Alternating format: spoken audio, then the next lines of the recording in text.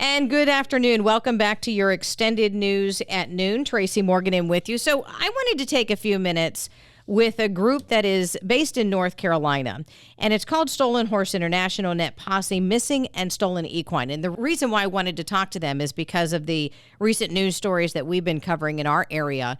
One about the Clydesdale in Clinton Township being stolen, and then another attempt also in Clinton Township, not too far away from the first barn. And so I wanted to get an understanding on how that can happen. How can horses just so easily be taken, or at least attempted to be taken? So with us today is Debi Metcalfe, and she is the founder of this organization, again, based in North Carolina. Debi, thank you so much for joining me today. I so appreciate your time. Well, I appreciate you having me. Now, you are happy to be here. Yes, absolutely. Now, you are the founder. So share with us, first of all, your story on why you decided to create this particular organization. Well, actually, I didn't decide to create it. It decided I was going to create it. It wasn't like I sat down one day and said, oh, let's do this. We had a horse stolen in 1997. And when it happened to us, we'd never heard about it. We didn't get a whole lot of help from law enforcement. And we found out pretty quick that if we were going to find our horse, we had to do it ourselves. And which we did. It took us 51 weeks in a time where there was no social media. Our horse was the first horse on the internet for a stolen horse alert. And once we put that on the internet, which I didn't even know what it was back then, it was so brand new, people started coming to help us and saying, we can help you. And then as we did that, more people came forward and said, oh, we had a horse stolen too. And then we realized that this was not a small problem. It's a huge problem that the horse industry wasn't telling us about. You had a racking horse, a gaited horse, right? Yes, a racking horse named Idaho. We had her for 9 years. She was 12 when she was stolen. It was like having a member of our family disappear. Before you had the advantage of the internet, or before you put your horse online, how is it that you went about trying to find a horse? Was it even that more difficult to find your horse when you didn't have the advantage of being online? Oh, it was really hard. When we started out in September, we were doing phone calls, and I know a lot of people don't remember, but once upon a time, if you made a long-distance phone call, you had to pay for it. Yeah. Mm-hmm. It was an extra charge, so we were making long-distance calls to horse auctions, and we didn't know anything back then. We know a lot now, so we wouldn't do that now. But we were having flyers printed at the printers, and it was very expensive for color flyers because color was not. It was unique back then. And then we were mailing things out by mail, using stamps. It was old-timey way to look for the horse. So when we were finally told about this wonderful thing called the internet, somebody helped us get online, helped me create my first email address, which I still have with AOL. And the rest was a learning curve. What do I do? I'm here. Right. Thing called the internet. What do I do? Right. So I just typed in the word horse, did a search for the word horse. And every website that I came up with, I would go on their website, find their email address, and send them an email. Now, you are NetPosse.com, NetPosse.com. Any reason behind the name, NetPosse? Yes. We're incorporated as Stolen Horse International because when I did that, I just picked something out of the air, to be honest, because I didn't know I was going to be doing this, but I needed to name the organization that was more of a hobby at the time, something. So I just picked that out of thin air. But the news media nicknamed us NetPosse. Net as on the internet, and posse as going after the bad guys. Interesting. And it stuck. And I can see why. It's a good fit. It's a good fit. I love the name. Let's get into some of the details here, because you are aware of Jesse the Clydesdale in our area in Clinton Township. And you are already aware of that attempted theft for another case that was in our area. How do you find out about these cases? Are you alerted? Do you have people contacting you? Because, again, you're based in North Carolina. Yes, we have alerts that come to us by email. We also have alerts that come to us, from people tagging us on the internet. It could be from, we have multiple social media accounts. but mainly Facebook. People see something and they send us the information and say, you need to contact these people. Or they contact the people and say, you need to contact NetPosse. So that's how we find out about most of them. We don't go looking for them, in other words. They find us. For those of us who have not been horse owners, and I will say I used to own a quarter horse at one time. So I even have questions being a former horse owner. The big overall question, why are horses stolen? Can you help us understand why people would want to steal a horse? The number one reason is money, just to get money. There are other reasons, and people think that, they're immune to it because they have an expensive horse. Who would steal their horse because they could never get that kind of money for it without papers. There's a whole lot of, head in the sand type things that people hide behind. But the truth is, it doesn't matter how much your horse is worth or not. It's how much it's worth on the hoof, unfortunately, a lot of times to go to slaughter. And anybody that has a horse, can sell it for any amount of money that they want. It depends on what they need or what the purpose of stealing the horse was for. Sometimes people do it for revenge. And a lot of times, horses are taken in civil matters. People mistakenly think that the horses are stolen, but under the letter of the law, there'll be civil situations. We see all of this. Let me ask you about show horses then, because you did mention papers or registered horses, because there are some horses that aren't registered. A lot of them are. If you're going to steal a horse to take it for another purpose other than slaughter, don't you need those papers, or does it not matter? Are those papers forged, or is that not a typical scenario when somebody steals a horse? You don't need the papers.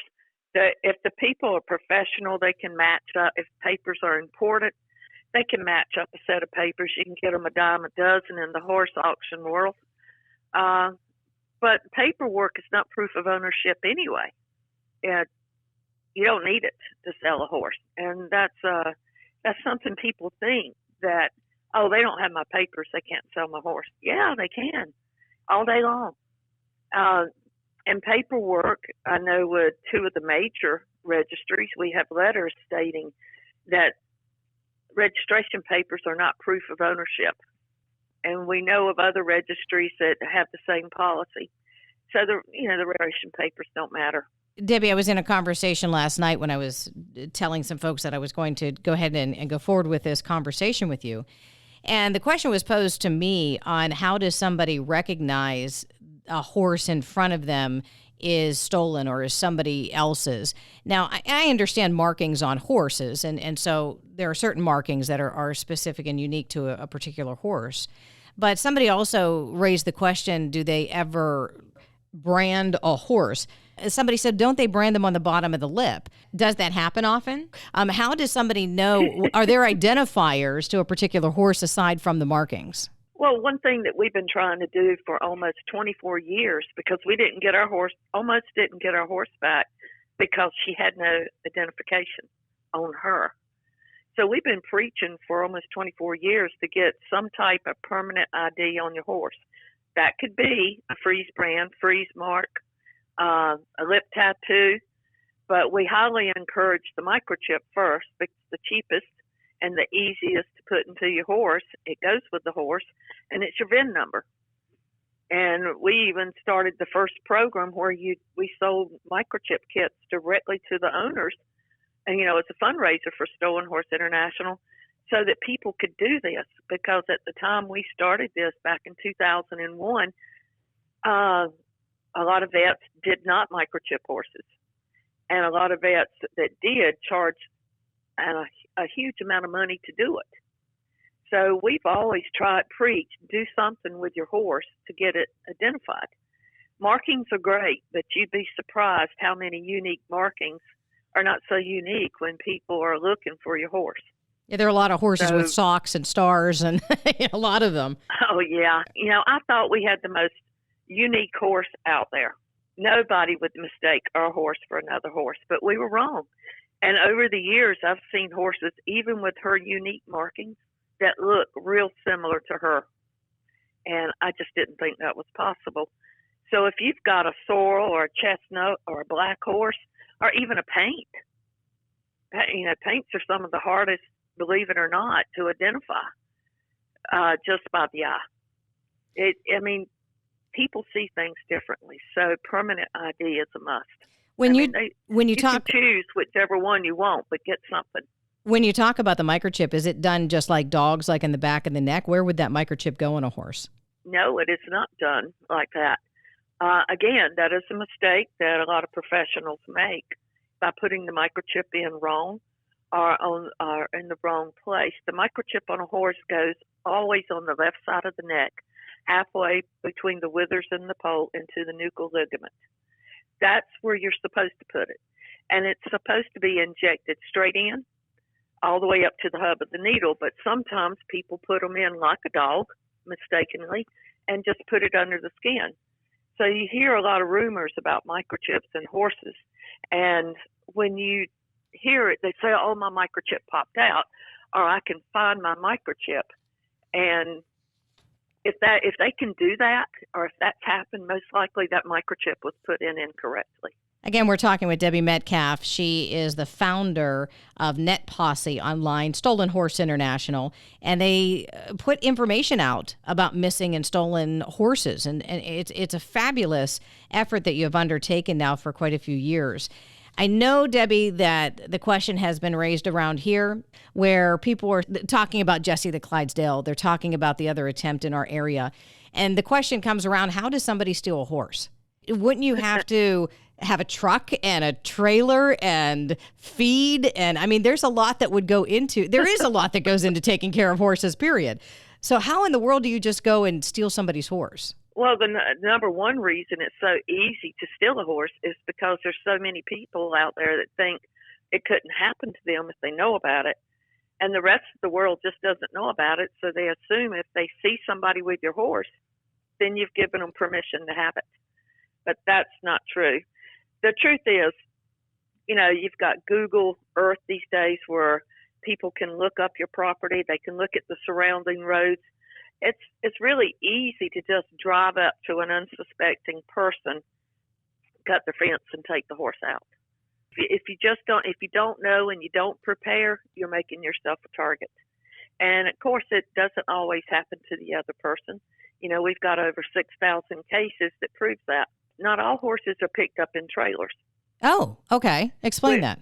We've seen elaborate ways to take horses by sneaking in on the backside of places where you wouldn't think that anybody would be, to taking them right out of horse shows because people don't suspect. They just walk right out with them. But the people who are taking the horses, wouldn't they have to know horses? Again, I think of Jesse the Clydesdale, and again, I just said a few minutes ago that I owned a quarter horse. Picking up a hoof of a Clydesdale was probably not on my bucket list. That's intimidating to me because they're just bigger animals.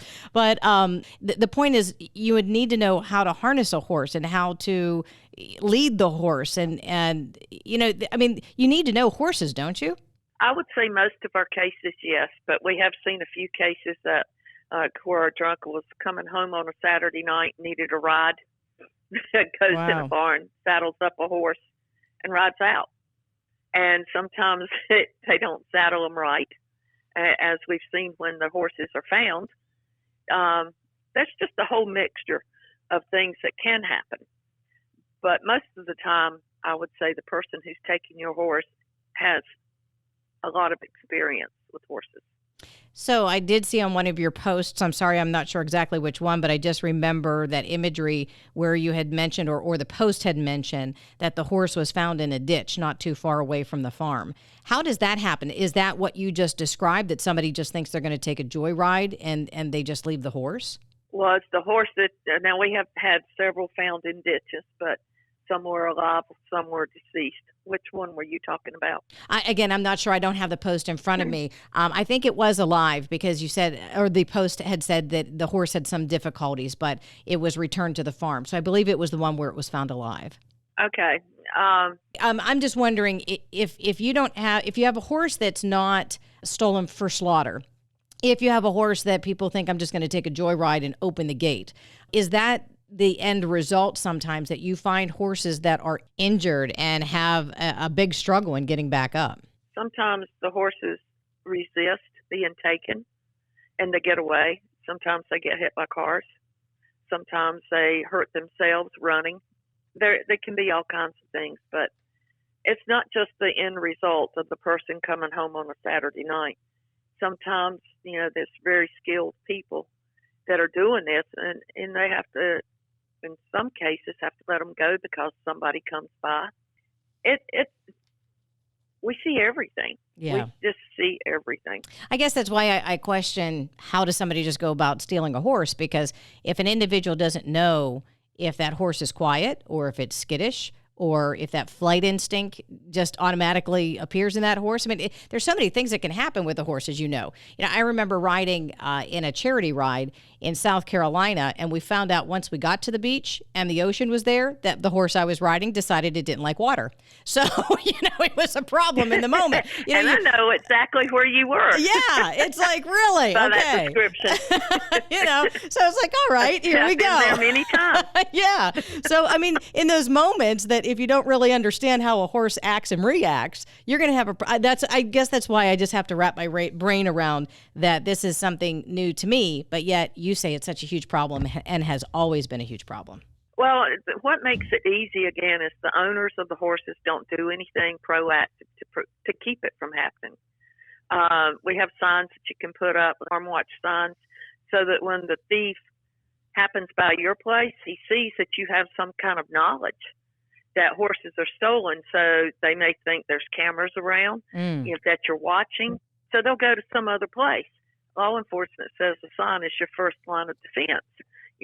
Our advisors have told us that, and that's why we do the signs. But if you just walk up to somebody's place, it doesn't take much surveillance to see that, nobody's home. Sometimes the pastures are baited so that the horses stand at a certain place at a certain time, which is what happened to us. And people not paying attention. That's what makes it so easy. Debbie, I want to talk about recovery because you have seen a lot of successful recoveries of horses. Can you talk about how that happens? What's the process? Like in your case, how did somebody definitely say, yes, this is her horse? And what was the process that you had to go through in order to get that horse back? Well, with us, it would be a little bit different than now, but we went to auctions ourselves. We put out our own flyers. We put them on every vehicle in the parking lots. We learned as we went because it did take us 51 weeks to find Idaho. But because of all the legwork that we did and the emails that we sent out on the internet, someone finally came forth, and it was a kill buyer, actually. And the man that stole our horse had hoodooed him out of some money on a horse sale, so he decided he'd get him back. And he called us up and told us everything, how our horse was stolen every step of the way. Because, our horse was known by a lot of different traders. But, it's a trading world. They stick together and they don't tell you much, if anything. So we just lucked out that our thief had hoodooed this guy. So once we had the information, we took it to the police. They didn't do anything. They told us it was out of their jurisdiction. It was in the neighboring county. Really? But we thought that when we turned in our report that the police were going to find our horse. Don't assume that. It rarely happens. But once we got that tip, we were able to put more and more information out there.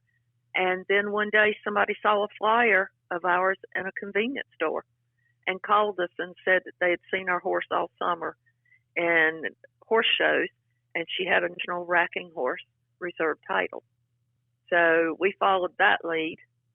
And because I had worked a whole lot with law enforcement officers building this network, we were able to get the Tennessee Ag Department to help us retrieve our horse. Which wasn't easy. I was going to say, how easy was that? Because does it take officials to have to be involved, or can you just go to a representative of a horse show and say, that's my horse, it's not theirs? It takes an official being involved. You're not going to walk up to somebody and say, that's my horse, and walk away with it. But in our case, our horse was at a training barn in Etowah, Tennessee. So we had to go there and we had to identify the horse, but the people that had the horse wouldn't even bring her to the police department. They wouldn't even tell the officers where the horse was located, which just kind of blew my mind, you know. And even when our thief was arrested, they went to where he lived, and then he wasn't there, and they told his relatives, well, just have him come in so we can arrest him. It's not like you see it on TV all the time. But when we were there, we had to pull out all stops to get the police to bring the horse in, which they did.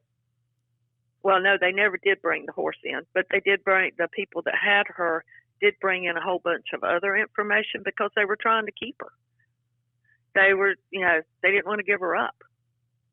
And it was a characteristic on Idaho that finally identified her. And I want to tell people, when you have your Coggins information done, check it, make sure it's correct, because we almost didn't get Idaho back because our vet had put a star on Idaho's head instead of the blaze that she had. Ah. And that, luckily, they didn't really look at that. But when I saw that in the police station, my heart just sank because I thought, I'm not getting my horse back. This paperwork does not identify my horse. But luckily, I had recorded the conversations between me and the person that I talked with on the phone, because I did talk to her ahead of time. And the recordings were able to prove that she was ours. And for folks that don't own horses, blazes and stars are markings on the head. So, and Coggins tests are a test that horses get. So just those are all horse terms. If folks are wondering what in the world that Debi's talking about right now, and you don't know horses very well, but that's okay. So then talk about how the actual recovery went, because I'm trying to picture being in the shoes of those people who purchased your horse. Did they even realize that the horse that they bought was stolen? We think they knew, because I kept every email, every correspondence, everything that I sent out back then. And after we got her back, I found an email to these people where they did receive our information. They did receive our flyer in January. So they had knowledge of our horse for a long time. But to get her back, we were taken to a parking lot out in the middle of nowhere, and we never met these people. But the police had the training barn had police cars there, and they finally just brought her out to us. And when we saw her, we knew it was our horse, but she left here very proud with her head up and her tail up so high that it was almost over her back. And her hooves would come up like a hovercraft, and she would just glide along the pavement. But when we saw her, her head was down, her nose was down, her tail was down. She was defeated. She was sad.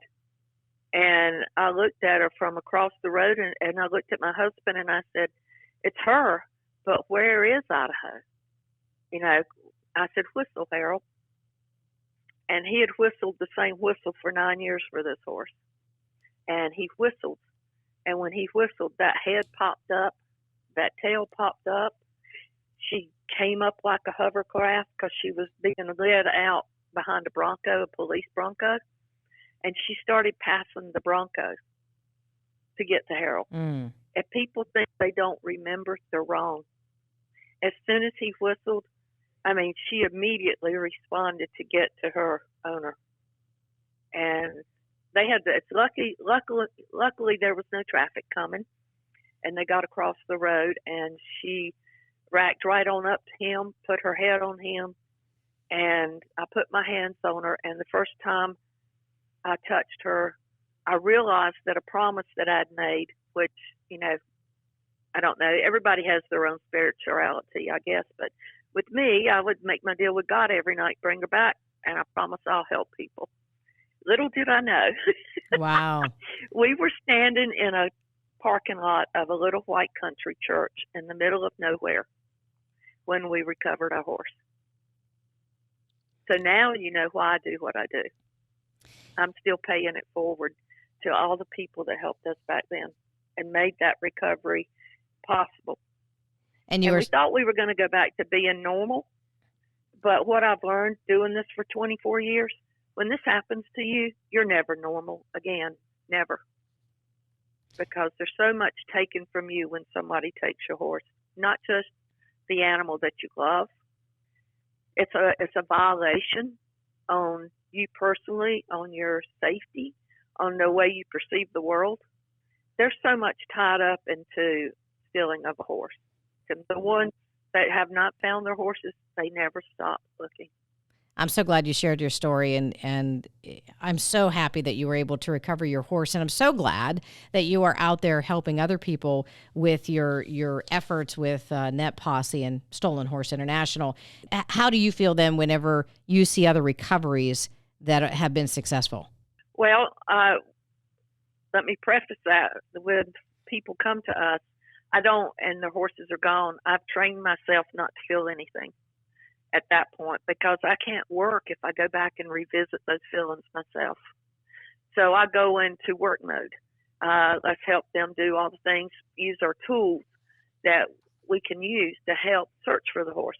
But when they come back, I allow myself to feel all the feelings that we felt when we got Idaho back. Mostly it's disbelief that you're looking at your horse. You're stunned. You can't believe they're actually standing there. It's an emotional event you'll never forget. So when I get to live this with someone, I'm just tickled as I can be. It's the reward. It's the cherry on top of what we do. And for all the people that help us, the volunteers who spread the information on our Facebook page or share it from our webpage, it's cherry on top for them too. It takes a village. Last question for you, Debbie. Do you have any word on Jesse, the Clydesdale from Clinton Township here in Butler? Have you had any word, any leads on that? We've had people send in information about Jesse, but it happened Jesse. There's a lot of Clydesdales out there, and we hope that wherever Jesse is, that he's in a safe home. Excuse me. That even if he went to an auction, that somebody took him home. But there's also the other alternative because of his weight. But you know what? This year, either at the end of last year or the beginning of this year, I think it was the beginning of this year, we had a big old mule recovered 11 years after the mule was taken. So it is very possible. Everybody assumes that these horses go to these sales and they go to the wrong direction. But it's quite possible he's out there in somebody's pasture right now. They have no idea that they bought this big, beautiful Clydesdale that belongs to somebody else. It could be halfway across the country. Moving these horses across the country is easy. And they're hidden in plain sight because so many people just don't take this serious. Not even law enforcement most of the time. A lot of folks have been asking us. So, folks, if you're listening right now, NetPosse, net, and then POSSE.com is the website you want to go to. Of course, all the social media outlets that Debbie has. If you want to keep updated on not only Jesse, but other horses that are out there, that would be the place to go. Debbie, thank you so much for your time. Well, Jesse, can I say one more thing? Yeah, please Jesse, do. Please do. On our website, if you go on the website and click on search, put in Jesse's name, Jesse, or better yet, put in his ID number, 4224. And on that page, you will see a picture of Jesse. But there's also on every single one of our pages, we have a flyer there that anybody and everybody can print for the owners and put up. They just download it and print it. It's in a PDF format. And then they can take that flyer and post it to all the horse events, convenience stores, restaurants, and things around horse auctions, anywhere people accumulate. And don't just assume horse people. A lot of our horses are found by people who've never had a horse. Think big. Think big. That's right. Think big. Print the flyer. Yeah, think big for Jesse. Absolutely. Debbie, thank you so much again for your time. Debi Metcalfe with Stolen Horse International, NetPosse, Missing and Stolen Equine. Thanks, Debbie. Thank you.